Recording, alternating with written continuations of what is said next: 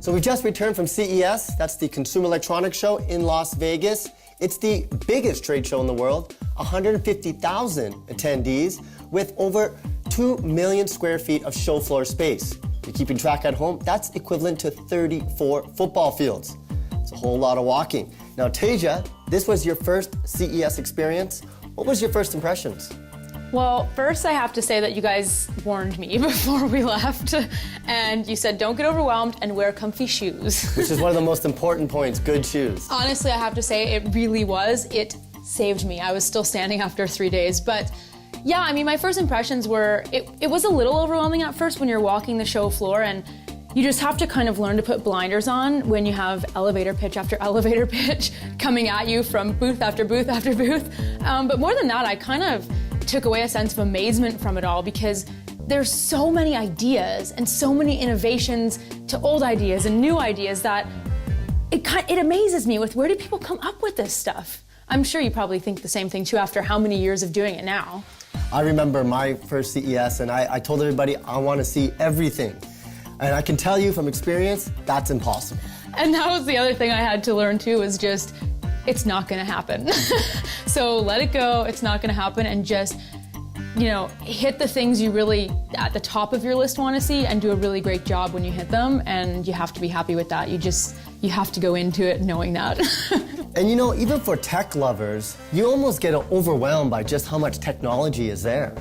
Oh, no, totally. And that's what I was saying. It was kind of, you know, there are the old ideas, right, where you're kind of like, okay, you want to almost say, why? Or some even new ideas where you just, the only question you want to ask is, why?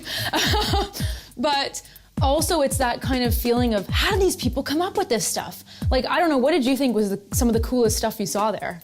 Well, I know that gaming is taking off. It's a multi-billion-dollar industry, and one of the coolest things I saw over there was this rig where you could actually stand. You could take this at home, and it's this like cylinder thing where you stand in it with a first-person shooter gun, and it has these specialized shoes that makes you actually walk in place, and you're tied to this harness, and you could actually play with some goggles on a first-person shooter game and do full 360. It was amazing, and they're gonna retail this for about $500, so I can imagine all the gamers out there are gonna be in their bedroom playing these first-person shooter games and actually thinking they're in there. Oh yeah, like that's taking virtual reality to a whole other level because you're actually walking. I never saw that. That's so awesome. Yeah, it was a startup thing. It was a thing on a different room, but which I had, had a chance to look at. Your highlights. What were some of your highlights from CES this year? Okay, well, there's two that really stand out for me. The first one, the 2014 Chevy Corvette Stingray. That car is just, if you could take sex and you could put it on 4 wheels, it is that car. It is just the hottest thing I've ever seen in my life. And I had the opportunity to sit in one and do an interview, and that was kind of one of my goals going into CES. I thought, I have to get into this car, and the crew couldn't get me out of the car. Sorry guys. They really couldn't. It was the longest interview ever, so, you know, bless our editor, he's gonna have some work to do there. And then the other highlight for Wes and I was attending the WWE event where they announced the launch of the WWE Network.